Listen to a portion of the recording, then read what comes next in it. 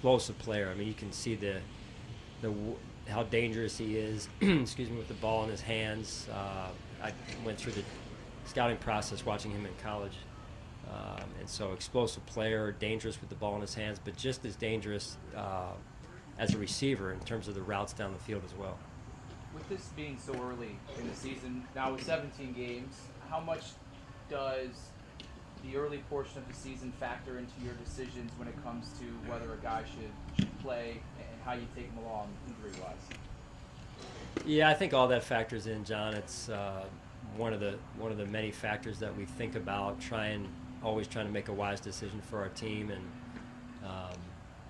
some of that happened last week with Starr. Some of it may happen this week with another player or two. We'll just see. But it's just trying to do what's best for the team at all times. I know there's always urgency. You always want to win. But getting ahead of last week, getting in the win column the first of the season, can you sense that urgency, for lack of a better word, from your team this week? Yeah, I think we're focused on doing our job better, and I mentioned that after the game to you guys, and that starts with me. And you always try and learn from experiences, and I think that's been evident this week. Sean, what are some of the strengths that Zach Moss brings to your football team right now? Yeah, well, he's a bigger back, breaks tackles. He's dangerous with the ball in his hands in terms of power and speed. So he's a guy we have a lot of confidence in. Do you feel like in some of those short yardage situations, would you have liked to have him this past week against the Dolphins, like on 3rd and 1, 4th and 1, for example? Yeah, I mean, it's just unfortunately there's a number count every week that they cap us with in terms of who can dress, and we felt like the best overall plan last week was to go with the way we had it. That said, Zach does give us some things in short yardage situations, and as well as some other players, and you're always trying to put the right 48 in this case on the field, and part of the challenge that Zach had was he wasn't as healthy as we needed him to be through training camp at times, so that factored into it as well, and so we made the decision we made, and we stick with it. Where is he right now with his health at this point? Yeah, I feel like he's in a pretty good spot. He looks healthy. He ran well yesterday. He looked good out there.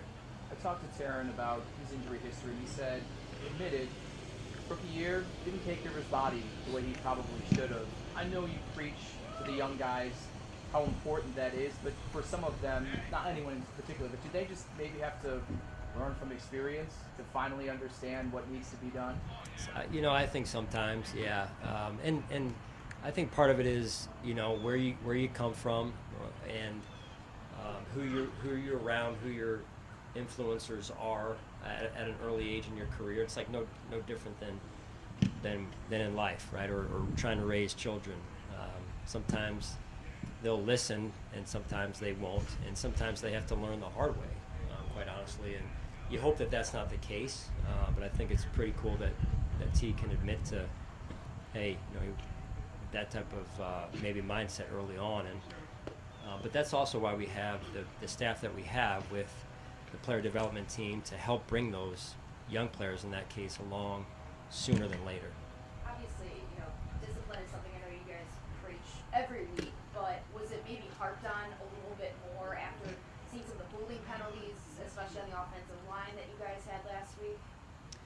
Yes, Heather, and it's harped on every week, and but again, you get what you emphasize, right? And that's true in the classroom as a teacher. It's true in what we do out here, and usually that comes to the surface come game time. And so it's good that we're emphasizing certain things, but are those the right things? And what wins games is fundamentals. What wins games is discipline. What wins games is toughness. And plays are good,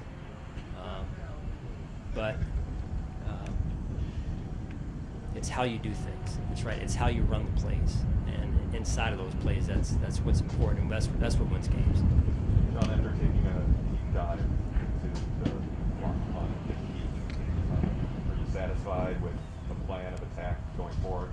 Did you identify the breakdown, everything? Yeah, we did, Joe, and we worked on it the other day, and we'll continue to work on it. And that's something that that punt protection, the protection piece of it in particular, is important, right? And it's special teams can sway a game one way or the other just by one play, and you saw that last night on the game. I didn't watch it, but my understanding is that it turned on the last play of the game because of, as Heather mentioned, the discipline piece, and I'm speaking on the lesson we can take from that. And so what we try and do is look around the league every week and find those things that our players can learn from, and we can learn from as a staff, so that we're always growing, and no different in that case. To that note, the holding penalties last week, what were you able to take from watching that back so it doesn't happen as much again this week? Are they calling it more than they were last year? Is there anything you guys are seeing? Yeah, it's up in 21 versus 20. 20 it had dipped quite a bit, so it's up.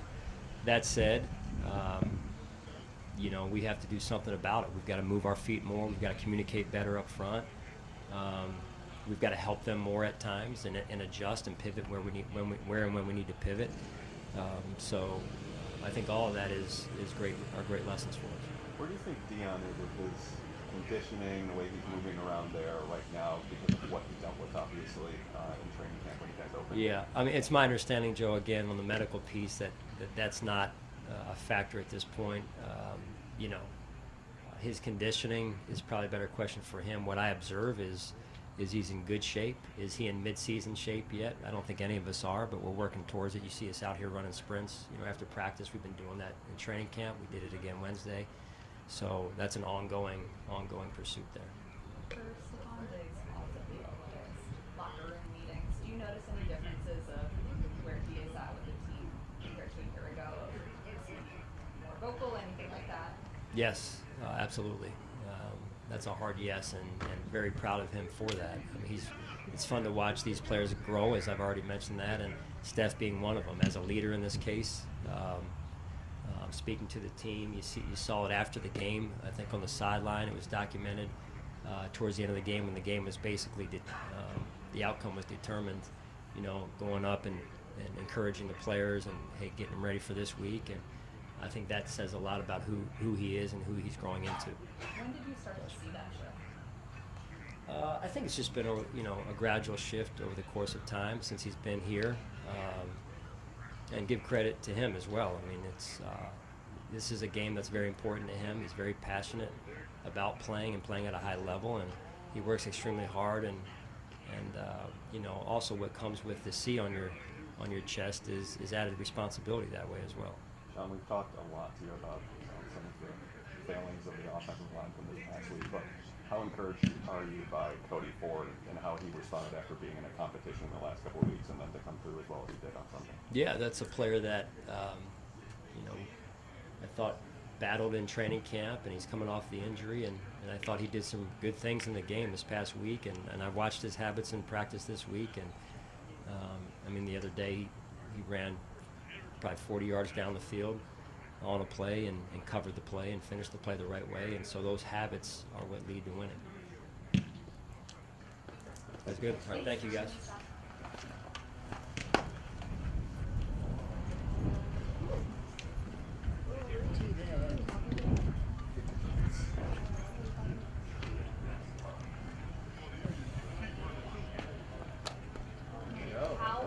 What's up? About Zach Moss? Oh my god. Oh my god, I'm sweating looking at you. I mean, it looks Well, at least we got that. Oh my gosh. We didn't have to wait 3 hours. I'm very much ready for fall weather. So solid. You heard? Do you know who's talking? What's up? Did you hear who's talking? No. Dion, Dawson, and Oliver. Dion For like 10 hours or something. Dion, Dawson, and 78%. So it's really the only